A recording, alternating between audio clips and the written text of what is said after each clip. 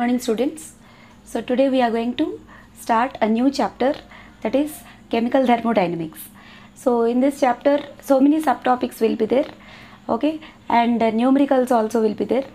So without any delay, let us go into the concept. Okay,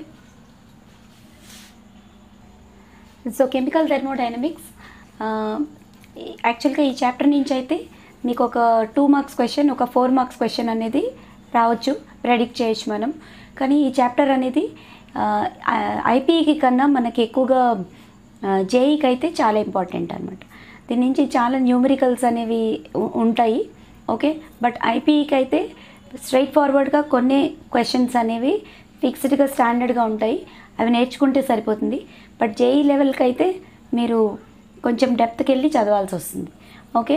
so ఇప్పుడు నేను deal చేసేదైతే only IPE level వరకే నేను ఇక్కడ deal చేస్తున్నాను. If you want more and more problems and more and more concepts, you can visit my channel and please keep commenting in the comment section that we want so and so topic, we want so and so subtopic, okay, and numericals related to that అని మీరు నాకు comments పెడితే తప్పకుండా నేను నా ఛానల్లో remaining concepts which are related to JEE I'm going to upload in my channel, okay.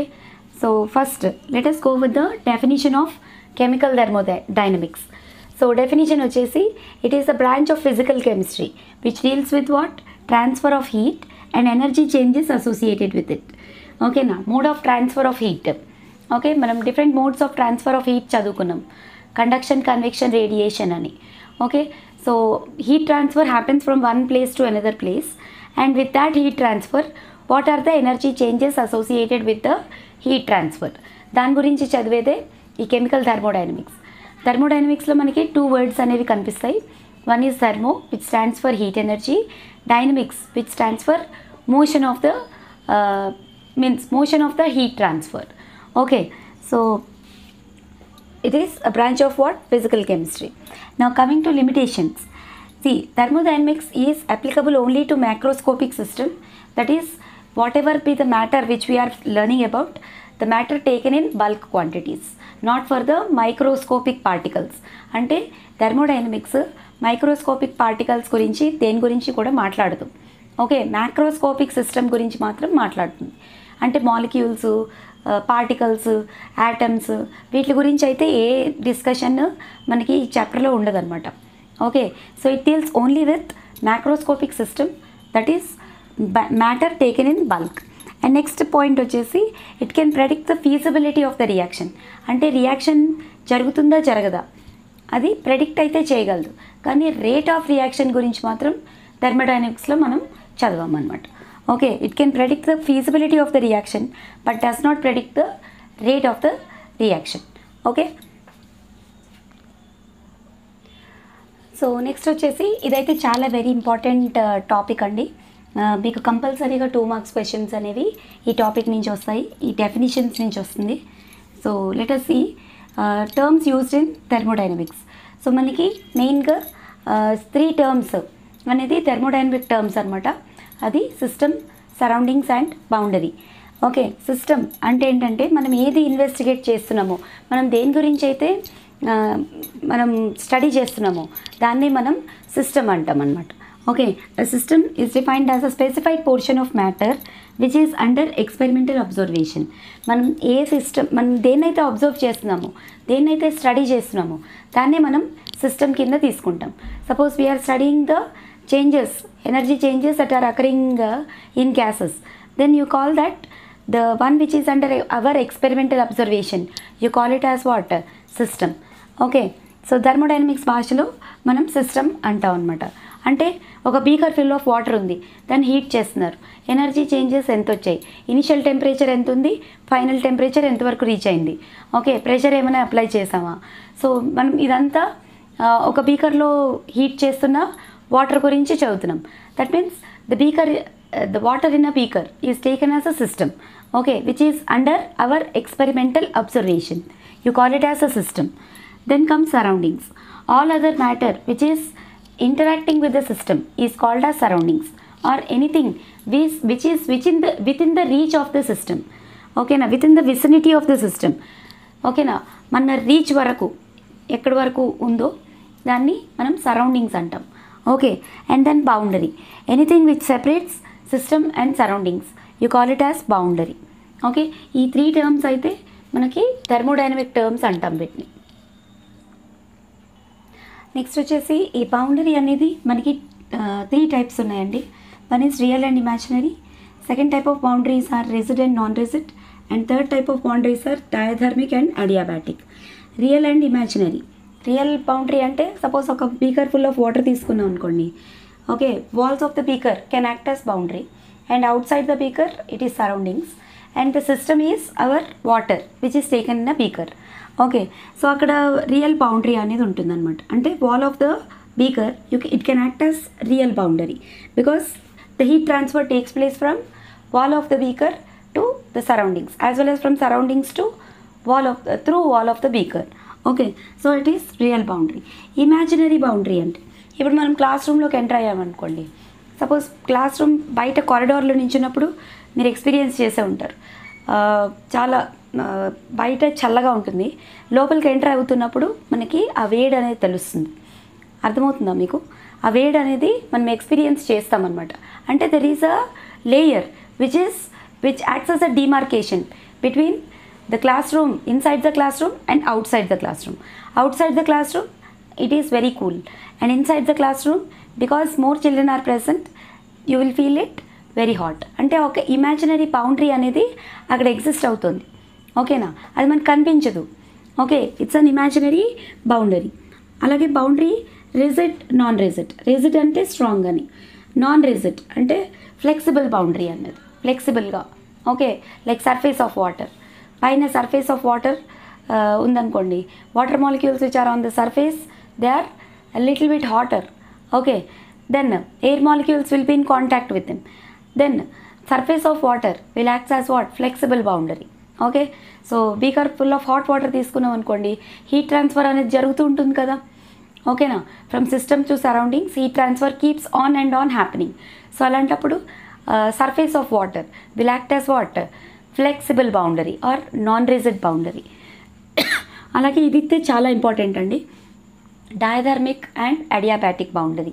డయాథర్మిక్ అంటే conducting. ఓకేనా. వెరాస్ అడియాబాటిక్ అంటే non conducting or insulating boundary. ఓకేనా. కండక్టింగ్ బౌండరీ అంటే హీట్ ట్రాన్స్ఫర్ బౌండరీలోంచి హ్యాపీగా హీట్ ట్రాన్స్ఫర్ అనేది జరిగిపోతుంది. నాన్ కండక్టింగ్ అంటే మీకు తెలుసు కదా, ఇన్సులేటింగ్ అంటే హీట్ ట్రాన్స్ఫర్ జరగనివ్వకుండా ఆపేస్తుంది అనమాట. Okay. So diathermic, adiabatic.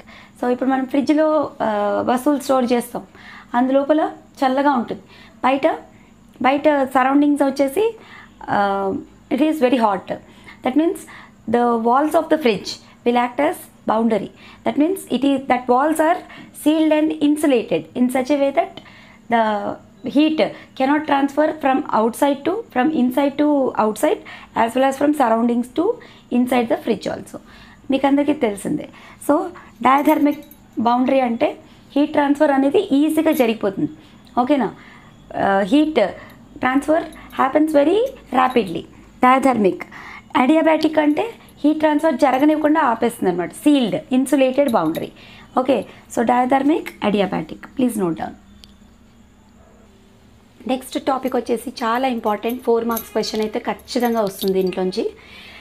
Types of systems. So first one is closed system, second one is open system and third one is isolated system. So closed system అంటే ఏంటంటే exchange of heat takes place but exchange of matter does not takes place. అంటే ఏంటంటే ఒక hot వాటర్ని మనం ఒక closed బీకర్లో తీసుకున్నాం అనుకోండి, వాల్స్ ద్వారా హీట్ అనేది బయటికి వెళ్ళిపోతుంది, ట్రాన్స్ఫర్ అయిపోతుంది. కానీ మనం ఎంత క్వాంటిటీ తీసుకున్నామో అంత అయితే we can get that quantity. అంటే matter does not get decreased. ఓకేనా. మనం ఎంత క్వాంటిటీ తీసుకున్నామో ఆ క్వాంటిటీ అయితే ఇట్ రీటైన్స్. ఓకే. సో మనం ఒక ఇక్కడ వరకు 3/4 glass full of hot water తీసుకున్నాం, క్లోజ్డ్ హాట్ వాటర్ క్లోజ్డ్ కంటైనర్లో. ఓకేనా. లేకపోతే క్లోజ్డ్ బీకర్లో. సో ఈ ఎంత క్వాంటిటీ తీసుకున్నామో ఆ క్వాంటిటీ అయితే రీటైన్ అవుతుంది, కానీ హీట్ రీటైన్ అవ్వదు. ఓకేనా. Because heat goes out through walls of the beaker because the boundary is set to be a diathermic boundary. ఇక్కడ చూడండి, the boundary is sealed but not insulated. అంటే ఆ వాటర్ని మనం లిమిటెడ్ క్వాంటిటీలో ఆ కంటైనర్లో ఉంచగలుగుతున్నాం. వాటర్లో ఉండే మ్యాటర్ స్ప్రెడ్ అయిపోవట్లే. ఓకేనా? అంటే matter is not getting exchanged, only heat is getting exchanged. ఓకేనా? So exchange of heat takes place but exchange of matter does not takes place. Okay, the boundary is sealed but not insulated. Okay, such kind of system you call it as what? Closed system. Next comes open system. So ఇక్కడ ఏంటంటే అంత ఓపెన్లో మనం activity అనేది చేస్తామన్నమాట. Heat exchange as well as exchange of matter both will takes place. ఓకేనా? The boundary is not sealed, not insulated. Sealed కూడా కాదు, ఇన్సులేటెడ్ కూడా కాదు. ఓకేనా? అంత ఓపెన్ అనమాట. అంటే ఎగ్జాంపుల్కి suppose if a piece of sodium metal is dropped in a beaker of water, okay, then lot of heat energy is liberated. So along with that heat energy hydrogen gas also will be liberated. So ఇక్కడ ఏమవుతుందంటే ఆ liberate అయిన heat కూడా it escapes to the surroundings, and the hydrogen gas which is liberated as the system is taken as a closed open system, it also escapes to the surroundings. అంటే produce అయిన hydrogen gas కూడా ఆ కంటైనర్లో ఉండకుండా వెళ్ళిపోతుంది అనమాట. That means exchange of matter also takes place, exchange of heat also takes place. రెండు exchange అయిపోతాయి. And the boundary is not sealed, not insulated. ఓకేనా? హైడ్రోజన్ గ్యాస్ని కూడా ఆ ప్రొడ్యూస్ అయిన మ్యాటర్ని కూడా మనం ఆపలేకపోతున్నాం. ఓకేనా? సీల్డ్ కంటైనర్ కాదు. Okay, the boundary is not sealed, not insulated. ఓకేనా? హీట్ ఎక్స్చేంజ్ ఎలాగో వాల్స్ త్రూ వెళ్ళిపోతుంది, బట్ ద ప్రొడ్యూస్ అయిన హైడ్రోజన్ గ్యాస్ కూడా అందులో ఉండకుండా ఎస్కేప్ అయిపోతుంది. Then it is an example for what? Open system. So next వచ్చేసి ఐసోలేటెడ్ సిస్టమ్. ఇది చాలా గ్రేట్ అనమాట. పకడ్బందీ అరేంజ్మెంట్ అంటే ఏంటి? This type of system has no interaction with the సరౌండింగ్స్తో అసలు మనకి ఇంటరాక్షనే ఉండదన్నమాట. అంటే the boundary is sealed as well as insulated. పకడ్బందీగా అంటే ఇప్పుడు మనం థర్మోస్ ఫ్లాస్క్ ఉందనుకోండి, లోపల మనం హాట్ వాటర్ స్టోర్ చేసుకుంటాం. మనకి ఎప్పుడైనా ఈవినింగ్ హాట్ వాటర్ తాగాలనుకుంటే గొంతు పట్టేసినట్టయితే హాట్ వాటర్ అనేది తాగుతాం, థర్మోస్ ఫ్లాస్క్ తీసుకెళ్తాం. ఓకేనా? సో అది best example for what? Insulated system or isolated system. Sorry, here no exchange of heat, no exchange of matter, any exchange does not takes place. మనకి సరౌండింగ్స్తో అసలు సంబంధమే లేదు. లోపల ఉన్న హాట్ వాటర్ లోపల హాట్గానే ఉంటుంది, బయట సరౌండింగ్స్ ఉన్న అట్మాస్ఫియర్ బయట నార్మల్ అట్మాస్ఫియరే ఉంటుంది. బయట ఉన్న హీట్ లోపలికి రాదు, లోపల ఉన్న హీట్ బయటికి వెళ్ళదు. ఓకేనా? ఫ్రిడ్జ్లో కూడా అంతే కదా. మనం until and unless we open the door of the fridge, okay, it is సీల్డ్గా ఉంది కాబట్టి లోపల ఉన్న కూల్ టెంపరేచర్ అదే టెంపోలో మెయింటైన్ అవుతూ వస్తుంది. అలాగే ఐసోలేటెడ్ సిస్టమ్ థర్మోస్ ఫ్లాస్క్ కూడా అంతే. ఓకేనా? సో హాట్ ప్యాక్ ఇవన్నీ examples for what? Isolated system. మనకు ఒక very important question, 1 mark question అనేది అడుగుతున్నారండి. Our human body comes under what type of system? It's an open system. మన హ్యూమన్ బాడీ ఎవాపరేషన్ అనేది కంటిన్యూస్గా జరుగుతూనే ఉంటుంది, స్వెట్ ఫార్మేషన్ అనేది జరుగుతూనే ఉంటుంది. Depending on the our activity, okay, exchange of heat and energy exchange takes place. మనం కూడా అప్పుడప్పుడు బరువు పెరిగిపోతూ ఉంటాం, తగ్గిపోతూ ఉంటాం. కంటిన్యూస్ ఎక్స్చేంజ్ అనేది అవుతూ ఉంటుంది అనమాట. మనం ఒక్కొక్కసారి ఎక్కువ తినేసాం అనుకోండి, మన నెక్స్ట్ డే ఖచ్చితంగా బరువు పెరుగుతాం. ఓకేనా? అంటే ఎక్స్చేంజ్ ఆఫ్ మ్యాటర్, అంటే బయట నుంచి మనం తినేయడం వల్ల మ్యాటర్ అనేది ఇంక్రీజ్ అవ్వచ్చు. లేకపోతే మనం ఒక రోజు 2 రోజులు తినడం మానేసాం అనుకోండి, మన హీట్, మన బాడీలో ఉండే మ్యాటర్ అంతా తగ్గిపోవచ్చు, హీట్ కూడా బయటకు వెళ్ళిపోతుంది. ఓకేనా? మ్యాటర్ అంటే ఏంటి? ఇక్కడ వెయిట్ ఆఫ్ ద పర్సన్, అది కూడా ఎక్స్చేంజ్ జరగచ్చు కదా. ఓకేనా? ఐ మీన్ డిఫరెన్సెస్ అనేవి మనం అబ్జర్వ్ చేస్తాం. So it is an open system అనమాట. Our human body comes under the category of what? Open system. Heat exchange as well as matter exchange also both will happen. That's why it comes under what we call open system. Next వచ్చేసి thermodynamic properties. ఇదైతే ఖచ్చితంగా వచ్చే 4 marks question అండి. ఖచ్చితంగా ప్రతి exam పేపర్లో కూడా మనకి థర్మోడైనమిక్స్ కాన్సెప్ట్లో ఈ క్వశ్చన్ లేకుండా క్వశ్చన్ పేపర్ అనేది ఎగ్జిస్ట్ అవుతుంది. అంత ఇంపార్టెంట్ సబ్ టాపిక్ అనమాట. నీకు ఖచ్చితంగా ఒక 1 మార్క్ క్వశ్చన్ రావచ్చు, ఒక 2 మార్క్స్, ఒక 4 మార్క్స్, దేనికైనా సరే ఈ టాపిక్ నుంచి అంటే థర్మోడైనమిక్ ప్రాపర్టీస్ అనే సబ్ టాపిక్ నుంచి ఖచ్చితంగా ఒక క్వశ్చన్ అయితే వస్తుంది. Okay, so let us learn about thermodynamic properties. So 2 types of thermodynamic properties are there. They are intensive and extensive properties. So intensive properties అంటే ఏంటంటే the properties which do not depend on the quantity of matter present in it. ఓకేనా, it does not depend on the size of the sample, does not depend on the quantity of the matter present in it. బరువుతోటి కానీ size, ఆ sample యొక్క size తోటి కానీ ఏ సంబంధము ఉండకపోతే ఆ type of physical ప్రాపర్టీని మనం ఇంటెన్సివ్ ప్రాపర్టీ అంటాం. ఎగ్జాంపుల్స్ చూద్దాం. Okay, pressure, temperature, density, melting and boiling points, viscosity, refractive index, surface tension, ఇంకా చాలా ఉన్నాయి. Okay, pressure. సో ప్రెషర్ అనేది it depends on what, of course pressure is defined as mass per unit area. Okay, so pressure అనేది blood pressure suppose ఉందనుకోండి, నార్మల్గా చెప్తున్నాను. Okay, so ఒక heavy పర్సన్కి ఒక నార్మల్ పర్సన్కి నార్మల్ రేటింగ్ అయితే ఉంటుంది కదా. ఓకేనా, 72 హార్ట్ బీట్ లేకపోతే బ్లడ్ ప్రెషర్ ఇదైతే కామన్ అందరికీ. ఓకే, ఒక పర్సన్ చాలా హెవీ వెయిట్ ఉన్నాడు కదా అని ఆయనకి ఎక్కువ ఉండి, తక్కువ వెయిట్ ఉన్న వాళ్ళకి తక్కువ హార్ట్ బీట్ రేట్ ఉండి, లేకపోతే బ్లడ్ రేట్ ఫ్లోయింగ్ రేట్ ఉండి అట్లా ఏమి ఉండదు. ఓకేనా, so does not depend on the size of the sample. Okay, so pressure అలాగే అంటే ఇప్పుడు అట్మాస్ఫియరిక్ ప్రెషరే ఉందనుకోండి, atmospheric pressure 76 centimetres of HG. ఓకేనా, ఎయిర్ ప్రెషర్ అంతా డిస్ట్రిబ్యూట్ అయి ఉంటుంది. Okay, it is taken wherever if you take a heavy sample or if you take a normal sample it remains same. Okay, temperature కూడా అంతే. Okay, temperature maximum 98 degrees Fahrenheit అంటాం మనం body temperature.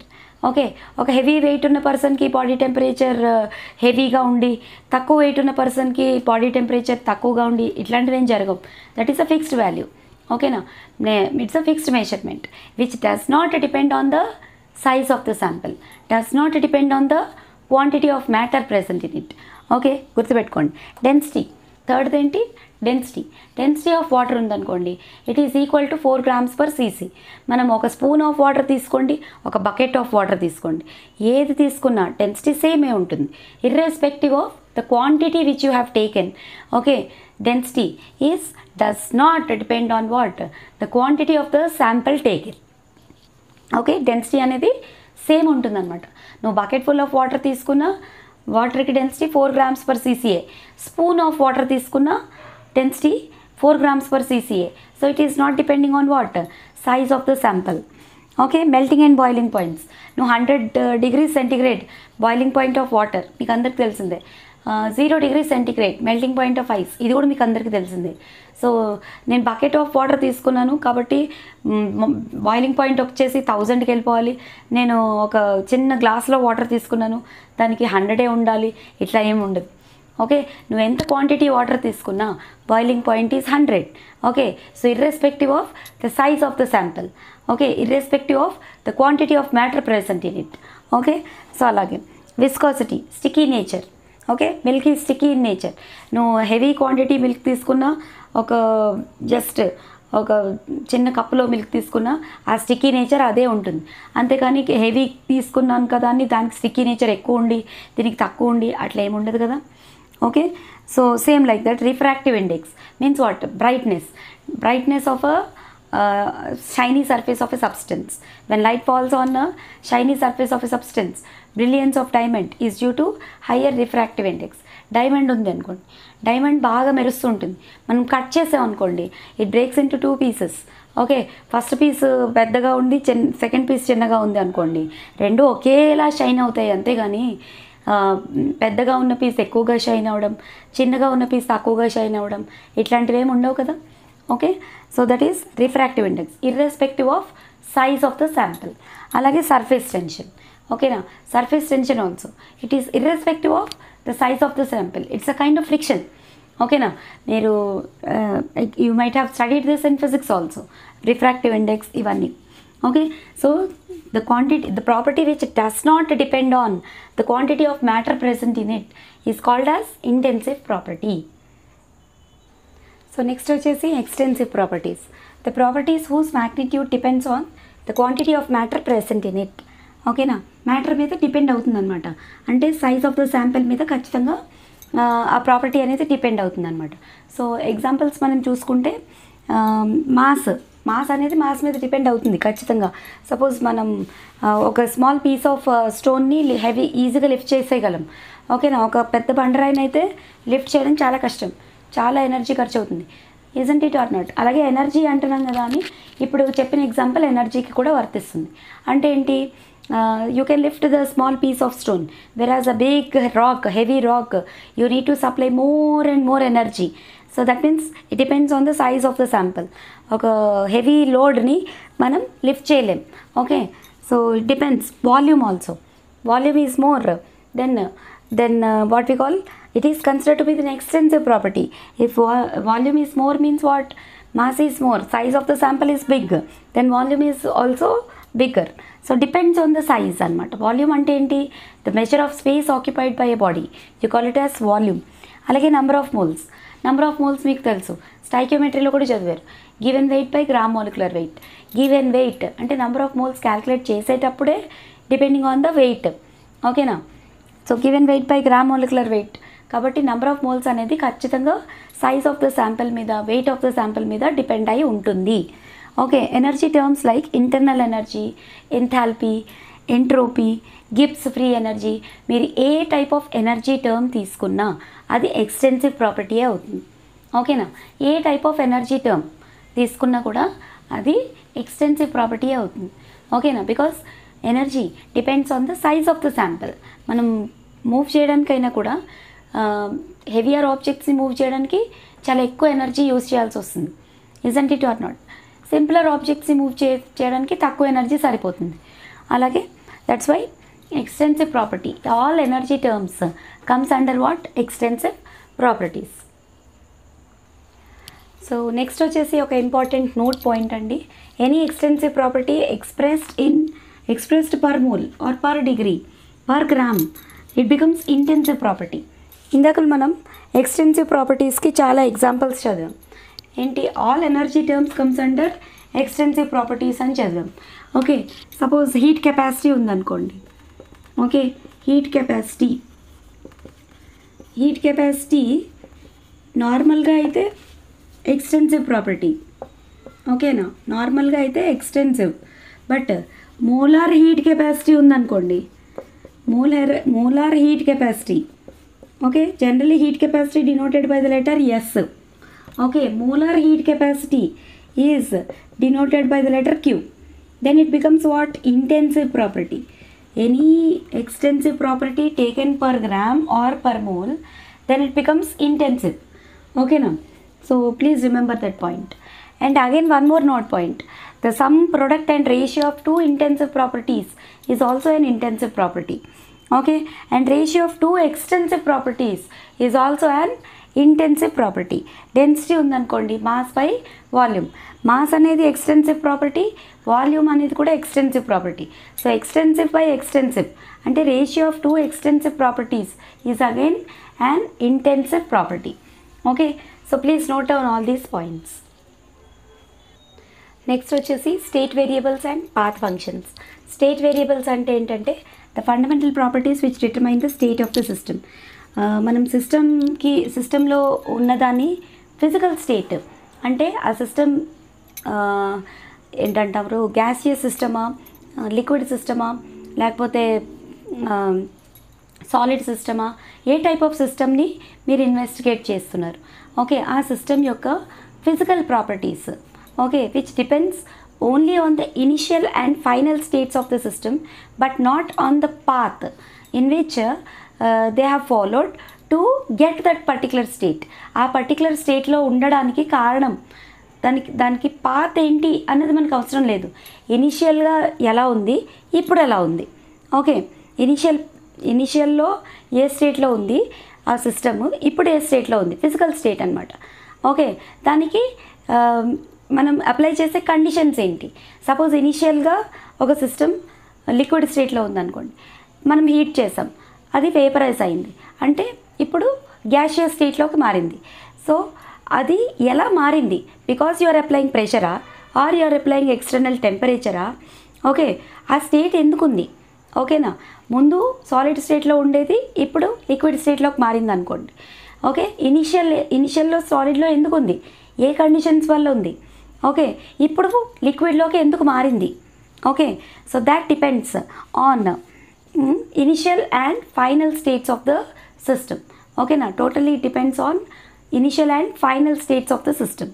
So అలాంటి ప్రాపర్టీస్ని మనం state variables అంటాం. They does not depend on the path in which they followed to get that particular state. ఆ particular physical state రావడానికి in which route they have followed, irrespective of that. We don't have anything to do with the path in which they followed to get that particular physical state. ఆ particular physical స్టేట్లో ఉండడానికి ఏ path follow అయింది అన్నది మనకు అనవసరం.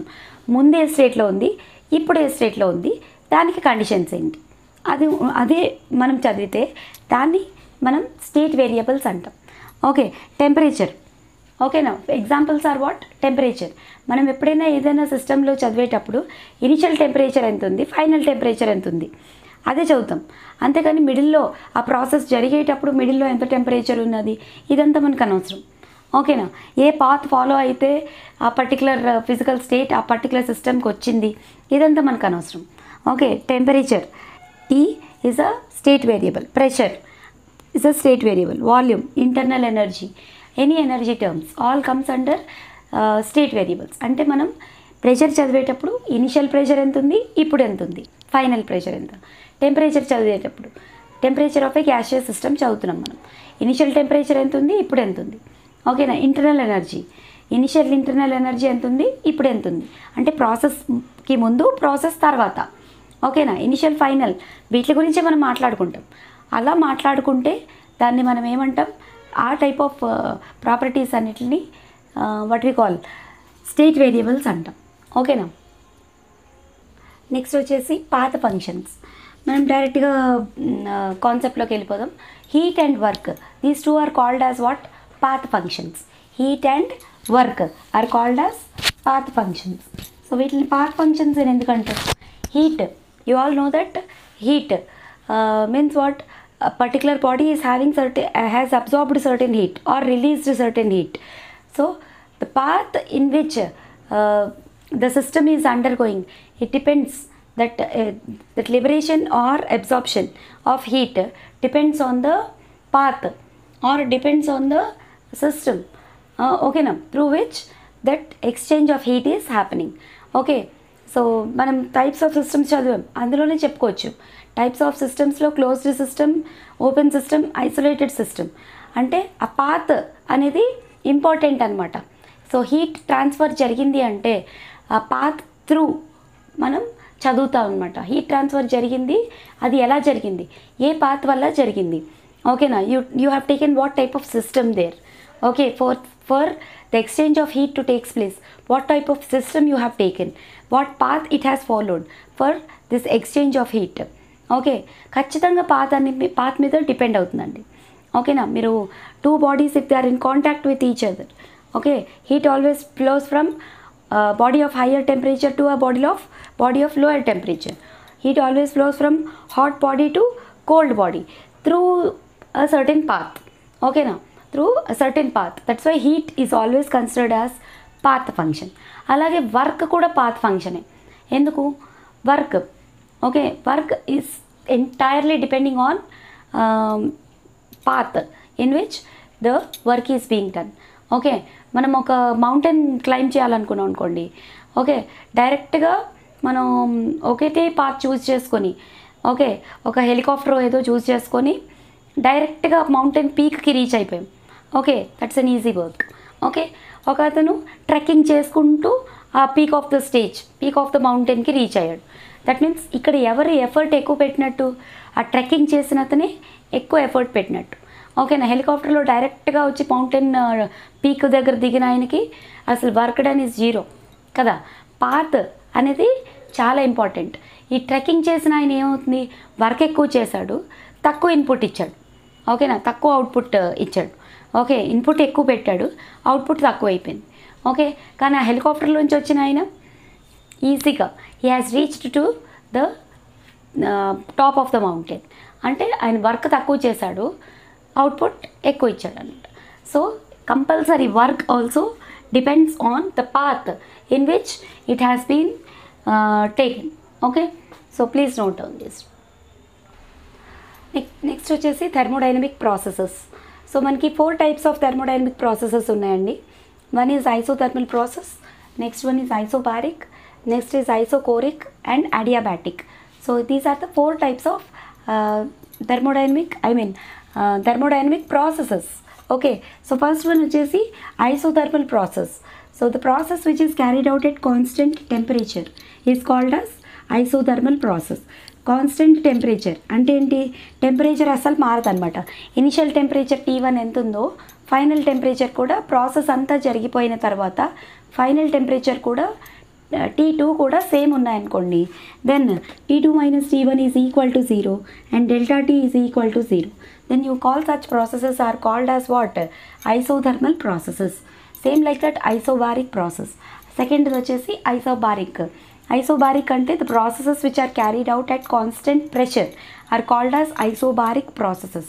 Isobars మీరు చదివే ఉంటారు. Okay, the graphs drawn at constant pressure are called as isobars. So ఇక్కడ ఏంటవుతుందంటే ప్రెషర్ అనేది కాన్స్టెంట్గా ఉంటుందన్నమాట. Throughout the process the pressure remains constant. Then P2 minus P1 becomes equal to 0. అంటే ఇనిషియల్ ప్రెషర్ ఎంత ఉందో ఫైనల్ ప్రెషర్ కూడా అంతే ఉంది అని మీనింగ్ అనమాట. So delta P, if it is equal to 0, the process is said to be what? Isobaric process. So third one is isocoric process. The process which is carried out at constant volume is called as isocoric process. Ante delta V is equal to 0. That means V2 minus V1 is equal to 0. అలాగే adiabatic process, the process in which there is no exchange of heat takes place. Exchange అనేది అసలు జరగదు అనమాట. అంటే మనం insulated system, isolated సిస్టంలో insulated boundary ఉండే examples, thermos flask లాంటి ఎగ్జాంపుల్స్ తీసుకున్నాం. Okay, there is no exchange of heat takes place, then you call that as adiabatic process. So in adiabatic process delta Q is equal to 0. Okay, example is thermos flask. So next వచ్చేసి cyclic process. When a system undergoes different processes and finally returns to its initial state. Okay, then such kind of process you call it a cyclic process. And in cyclic process delta E is equal to 0 and delta H is equal to 0. ఇక delta E అంటే ఏంటంటే internal energy, change in internal energy. మనం దాని గురించి కూడా బాగా ఇంకా next coming వీడియోస్లో డెఫినెట్గా చదువుకుందాం. Delta E is equal to 0 and delta H is equal to 0. Okay, ఈ రెండు 0 అయింది అంటే అది సైక్లిక్ ప్రాసెస్ అని మనం ఐడెంటిఫై చేసుకోవచ్చు అనమాట. సో ఇప్పుడు ఈ టైప్ ఆఫ్ ప్రాసెసెస్ అన్ని which we have studied, all which we have studied can be represented in the form of a graph also. Okay, so now let us learn about the graph. So ఇప్పుడు చూడండి graphical representation చూద్దాం. Okay, suppose if you are taking a graph, taking pressure on y-axis and volume on x-axis, మనం దీన్ని PV graph అంటాం. ఓకేనా, PV గ్రాఫ్లో మనం జనరల్గా ఐసోథర్మల్ ప్రాసెస్ అంటే ఏంటంటే the process which is happening at constant temperature అనుకున్నాం. So pressure and volume are inversely proportional అవుతాయి అప్పుడు. So any graph which is inversely proportional will be a curve descending downward. ఓకేనా, will be like a curve descending downward వస్తుంది అనమాట. Any graph in which P and V if they are inversely proportional. Okay, ఇక్కడ మీకు delta T is equal to 0 అంటే ఇది isothermal graph అనమాట. ఓకేనా, it's a curve which is descending downward. అలాగే మీరు అడియాబాటిక్ ప్రాసెస్ చూసుకుంటే, ఓకే, అడియాబాటిక్ ప్రాసెస్లో ఏం చదువుకున్నాం? Delta Q is equal to 0. That means there is no exchange of heat takes place. So adiabatic graph వచ్చేసి delta Q is equal to 0. So ఇది isothermal graph, okay, which is considered to be a curve descending downward, and adiabatic graph is also a curve which is descending downward only. ఇప్పుడు ఈ రెండింటికి difference మీరు ఒకసారి observe చేస్తే కేర్ఫుల్గా, isothermal graph కొంచెం పైకి ఉన్నది, అడియాబాటిక్ గ్రాఫ్ వచ్చేసి కొంచెం కిందకు ఉంటుంది. అంటే the slope of adiabatic graph is more than the slope of isothermal graph. ఓకేనా. ఎప్పుడు కూడా ఐసోథర్మల్ గ్రాఫ్ కొంచెం పైకి ఉంటుంది, దాని కిందనే అడియాబాటిక్ గ్రాఫ్ కూడా ఎగ్జిస్ట్ అవుతుంది. అంటే అన్ని గ్రాఫ్స్ ఒకే ప్లాట్లో డ్రా చేసి మనకి ఐడెంటిఫై చేయమని అడుగుతాడనమాట. Okay, suppose if the graph is drawn at constant volume, ఓకేనా, if it is drawn at constant volume, okay, then you call it as isochoric graph. Okay na, isochoric graph, the graph which is drawn at constant volume. Okay, suppose ఇక్కడ నుంచి తీసుకుందాం మనం, ఒక straight line draw చేస్తున్నాను. Okay, volume అనేది ఫిక్స్డ్గా ఉంది, మీకు pressure పెరుగుతూ వచ్చినా వాల్యూమ్ అనేది ఫిక్స్డ్గా ఉంది. ఒకే పర్టికులర్ వాల్యూమ్ దగ్గర డిఫరెంట్ ప్రెషర్స్లో మీరు గ్రాఫ్ అనేది డ్రా చేశారు. ఓకే, నేను కంప్లీట్గా డ్రా చేయకుండా ఇక్కడ వరకే డ్రా చేస్తాను. Okay, and I will write here what. So this straight line graph which is parallel to y axis, you call it as isochoric graph. Okay, which is drawn at constant volume, అంటే delta V is equal to 0. అలాగే isobaric graph, అంటే మీకు volume change అవుతుంది కానీ pressure మాత్రం ఒక్క దగ్గరే ఉండిపోయింది. Okay, so then you call it as what, isobaric graph. Isobaric graph అంటే ఏంటి, delta P is equal to 0. Okay, so all the graphs are represented in the same diagram. ఓకేనా, ఒకే ప్లాట్లో అన్ని గ్రాఫ్స్ని మనం ఇలా రిప్రజెంట్ చేసుకోవచ్చు అనమాట. ఓకే, మీకు ఎగ్జామ్స్లో అడిగినా కూడా కాంపిటేటివ్ ఎగ్జామ్స్లో కానీ 1 మార్క్ క్వశ్చన్స్లో కానీ ఇట్లాంటి గ్రాఫ్స్ ఇచ్చేసి PQRS అని పేర్లు ఏవో పెట్టేసి ఏది ఏ గ్రాఫో మ్యాచ్ ద ఫాలోయింగ్ చేయమని, లేకపోతే PQRS అనేవి ఏంటేంటో ఐడెంటిఫై చేయమని, అట్లా మీకు 1 మార్క్ క్వశ్చన్ కింద ఇట్లాంటి క్వశ్చన్స్ వస్తాయన్నమాట. లేకపోతే 2 మార్క్స్కైనా ఇవ్వచ్చు. Okay, so this is the graphical representation of what, different types of thermodynamic processes. Okay children, in the next coming video we are going to learn about types of work and sign conventions and different types of work done in different processes. All those we are going to learn in the next coming video. Until then, keep watching my videos, and whatever the topics which you want, please keep commenting. మీరు నా next coming వీడియోస్లో కాన్సెప్ట్తో పాటు నేను numericals కూడా upload చేస్తున్నాను.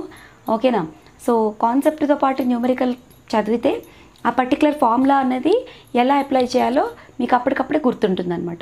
So please keep watching my videos and keep commenting that whatever the subtopics whichever you want, or whatever the question and answer part whichever you want. First concept అనేది బాగా నేర్చుకున్న తర్వాతే మనం questioning అనేది ఎలా ఉంటుందో slowly we will learn about it. So until then, keep watching my videos. Thanks for watching. Bye.